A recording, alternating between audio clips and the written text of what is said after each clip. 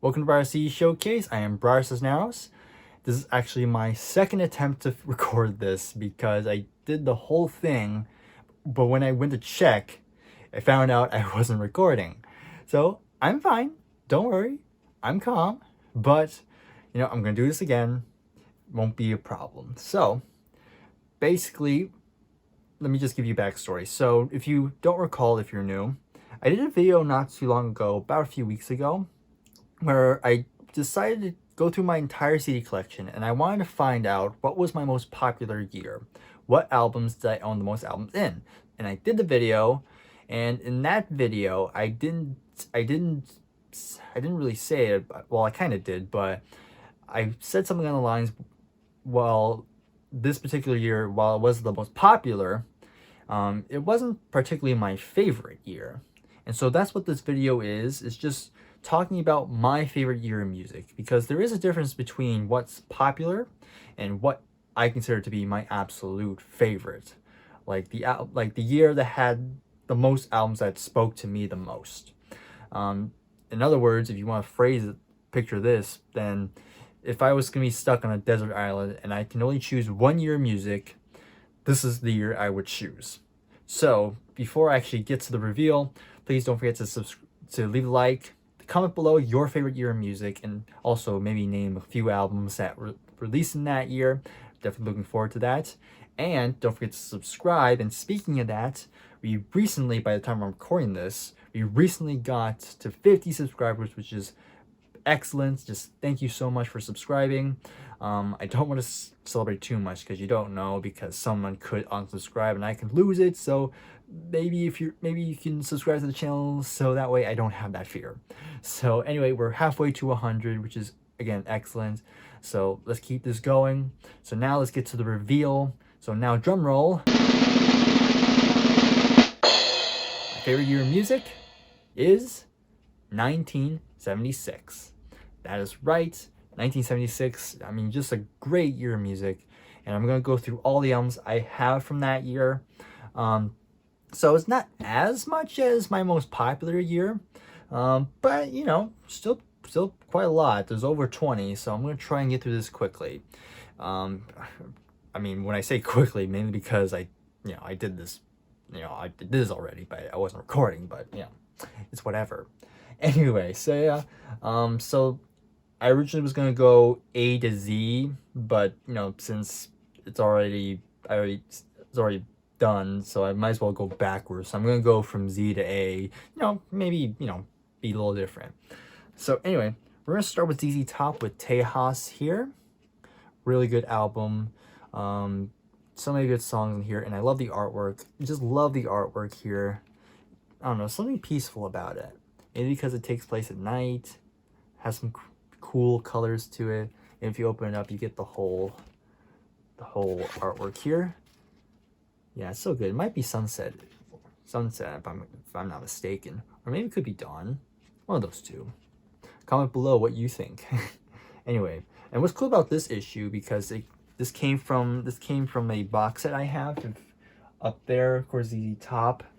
And what's cool is it replicates the album if it was on the LP, and it was originally a triple fold. So if you open it up, you get pictures of the band, which is pretty cool. And then on this panel, you have a little live shot there, which is pretty nice. So yeah, really good album, very underrated. So yeah, so good. To kind of save me time, I originally was gonna name some of my favorite songs on these albums, but again, to kind of in terms of time, I'm not gonna go too in depth, but just know all these albums are really good. There's no bad ones in here. Okay, next up we have Wings Over America. Speaking of which, I mean, there we go. Yeah, Wings Over America. Anyway, so I've been trying to get the Wings on CD for a while, and there's always something that always prevented me from doing so. But I just want to have some Wings in my collection, so I decided to go with the live album. And yeah, it's such a good live album. I mean, it's pretty much a greatest hits if you think about it. So many good songs in here, and it has a few Beatles songs because it's Paul McCartney. so you gotta have some Beatles songs in the set. But yeah, great live album. I recommend you check it out. Alright, so next up, we're going with Thin Lizzy. And what's funny is because they released 2 albums in this year. So I have quite a lot of Thin Lizzy. So anyway, so the 2 albums they released was Jailbreak and Johnny the Fox. Okay, Jailbreak, again, this is kind of their breakout album. Really good one, but to me, I prefer Johnny the Fox a little bit more. There's just so many great songs in here. Of course, it has Rocky, which is just, that was the song that really hooked me on to this band. I mean, it's a great rocker, but when the twin guitar harmonies come in, it's just perfect. So yeah, Thin Lizzy, great albums here.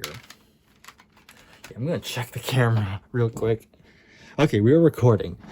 I don't know, ever since I did that first take, I'm kind of more paranoid now. When I was doing this video, I was kind of going back and forth between 76 and 77 because The Grand Illusion is my favorite Styx album, and that was released in 77.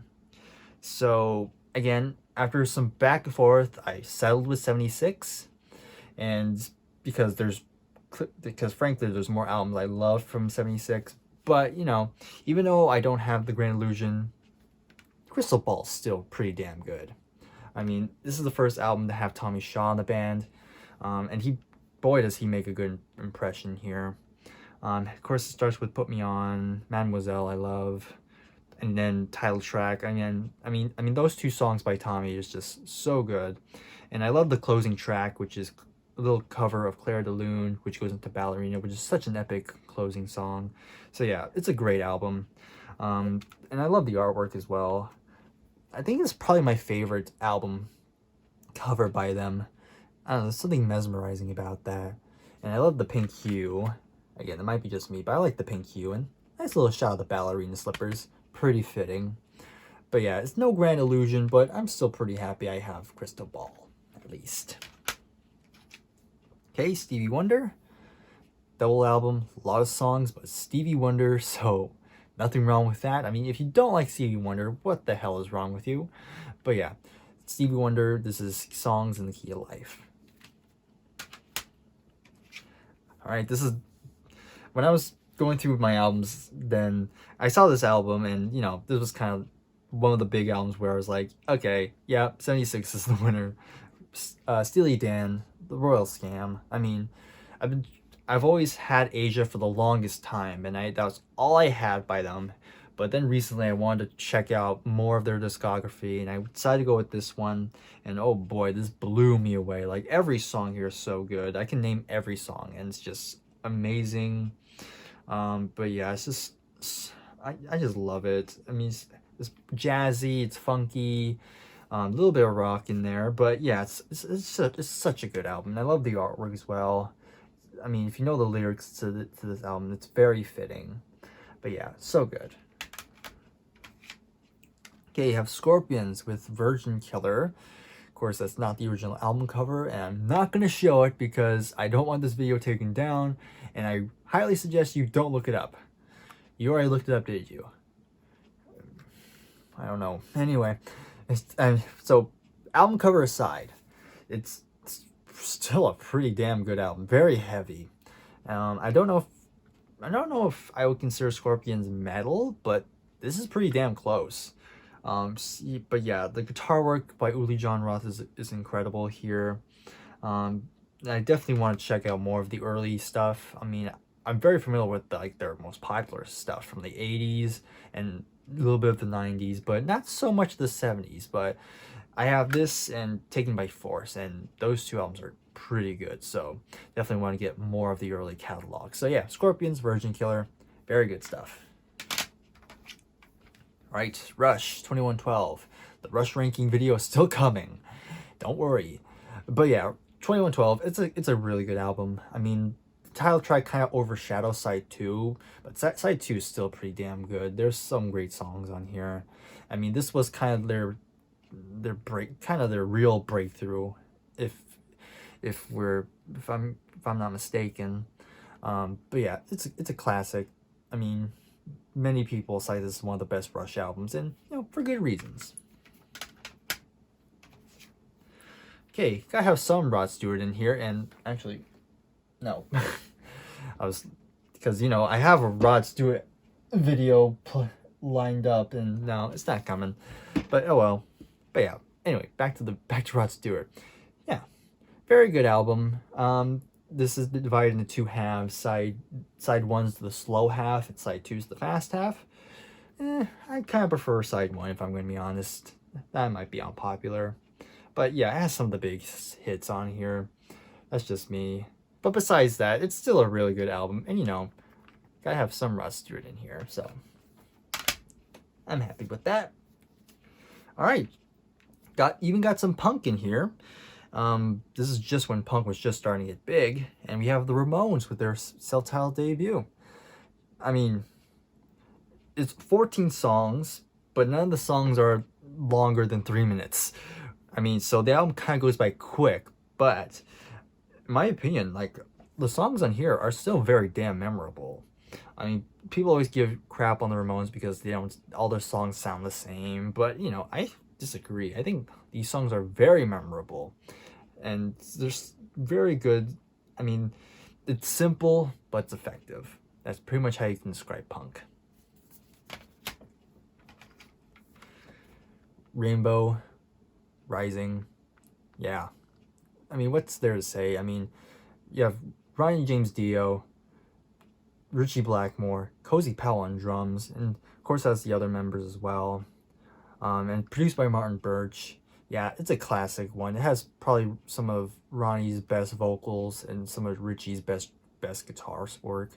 Yeah, it's a good album. Like, if you haven't heard much Rainbow, please give them a listen. They're so good.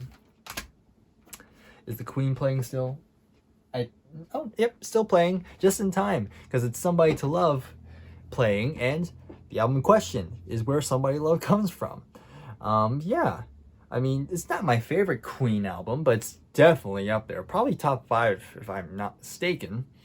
But yeah, this is, of course, Day of the Races. If you haven't figured it out, this is their follow-up to A Night at the Opera. And even though it's not my top 3, it's still a damn good album. Of course, I'll just name a couple songs. Tie Your Mother Down, The Millionaire Waltz. You all know my thoughts on The Millionaire Waltz. And of course, Somebody to Love, of course. Good old-fashioned Lover Boy, yeah. Even the deep cuts on here are so good. Like, I gotta have some Queen in it. I gotta have my Queen fix, if you know what I'm saying. Okay, next up, we have another live album. We have Frampton Comes Alive. Yeah, another classic one. I mean, the guitar work by Peter Frampton is amazing. I mean, again, it's a classic, so really there's not much to say, but yeah, gotta have it in here. Kansas, Leftoverture. Yep, it's a good one. Gotta have some American prog in here. Yeah, I mean, I can name a lot of the songs in here. Of course, has the big hit "Carry On Wayward Son," of course. But yeah, The Wall, Magnum Opus, What's on My Mind, Questions of My Childhood. Yeah, I mean, such a good album. I mean, Kansas is one of those bands, I think they don't get much credit. Of course, people know the hits, but that's pretty much it. Judas Priest, Sad Wings of Destiny. Yep, this is the follow-up to Rock'n'Rolla, and oh boy, have they improved since then. Like, this is kind of when they really became the Judas Priest we know and love. I mean, Rob Halford's just screaming a storm on this. He just sounds amazing. The artwork is just so cool. Just, I don't know, it's just, you just can't take your eyes off it. I mean, yeah, Judas Priest is one of my favorite bands, so very happy I got this album in this mix. Joni Mitchell with Hygieia. Very good one. Not one I don't hear a lot of people talk about, but it's a good album. And I don't know which story is correct, but either she was on a road trip or she was on tour, maybe both. I could be wrong. You can comment below to correct me. But it definitely has that feel. Like, you can definitely play this if you're going on a long car trip through a desert. It just has the perfect mood for it. It's really cool. So yeah, I recommend you check this out. Really good stuff. gotta have my Genesis as well. Okay, we have Trick of the Tail, my second favorite Genesis album. It's not Foxtrot, but so good. I mean, this is the first album with Phil Collins on the vocals, and it just proves that even without Peter Gabriel, Genesis were still a very great band. Yeah, musically it's outstanding, and like I mentioned, kind of like I briefly mentioned, Phil Collins sounds great as well. Like, such a good vocalist. Yeah, absolutely love it. Might as well show the back cover, why not? But yeah, Trick of the Tail. Okay, we have another classic album in here. Of course, we have Hotel California. I mean, yeah, not much to say. I mean, it's a classic album for a reason. Of course, that's the title track, of course, and other hits like Life on the Fast Lane and New Kid in Town. Even the deep cuts are really good, are like so good. Like, absolutely love it. I mean, not much to say there. Okay, next we have the Doobie Brothers. Okay, we have Taking It to the Streets. Not one that most Doobie Brothers fans reach for, because, you know, this is the first album with Michael McDonald on the vocals, and, you know, people are there's like two camps in it. Some people love Michael McDonald, but some people don't. I do like his vocals here, so I'm kind of more on the more favorable side of this period. But yeah, it's a good album. There's still some good songs on here, and, you know, yeah, is more R&B influenced, but it's still, I like it. I think they do it pretty well. Okay, another classic one here. Of course, we have Boston, More Than a Feeling, or just Boston. Well, More Than a Feeling is on this album, but you know what I'm trying to say. But yeah, it's it's a classic. Not much to say on there, so you can fill in the blanks. Okay, next up, we're almost done actually. We have 4 more to go, so not too much, not long now. What song are we on? Oh yeah, we're on Kansas. So if only that was playing when I was talking about the Kansas, but I digress again. Okay, we have Bob Dylan, Desire. Yeah, it's a good album. I mean, it has Hurricane, has Isis, has One More Cup of Coffee, Oh Sister Joey, Sarah. Yeah, it's a great album from the 70s by him. Like, really good stuff here. Blue Oyster Cult, Agents of Fortune. Not my favorite Blue Oyster Cult album, but still really good. This Ain't the Summer of Love. Of course, has the big hit Don't Fear the Reaper, which, I mean, I love that song. ETI, Sinful Love, Debbie Denise. Don't know why that was hard to say. But yeah, it's a good album. Can't complain. Bad Company. This is their 3rd album, Run with the Pack. Yeah, it's a good album. I mean, it has Silver, Blue, and Gold on it. I mean, that's a gorgeous song. I mean, Paul Rogers just sounds amazing on this. I mean, he always sounds amazing. So yeah, very happy it's this album. It's not the first 2 albums, but this is still a damn good album, I must say. Okay, last 2. We have Aerosmith Rocks, and like the title suggests, this album rocks. So yeah, it's a good album. It's probably my favorite Aerosmith album. I mean, the 70s period for Aerosmith is just so good. I mean, I'm hit or miss with the 80s onward, but yeah, the 70s is just untouchable. It's like so good, so good. I mean, yeah, absolutely love it. Okay, and then finally, last album to talk about is AC/DC High Voltage. This is their first international album because, of course, if you were unfamiliar, they released 3 albums prior to this, but they were only released in Australia. So this is kind of like the first album where a lot of people in the world were first introduced to this band, and they make a good impression, I must say. So yeah, it's a great album. It's not my favorite AC/DC album, if I'm going to be honest, but it's still really good. I mean, I gotta have some AC/DC, of course, to get me headbanging. So there you have it. That is every album I own from 1976, my favorite year in music. So in the comments below, don't forget to comment your favorite year in music and some of the albums that were released in that time period.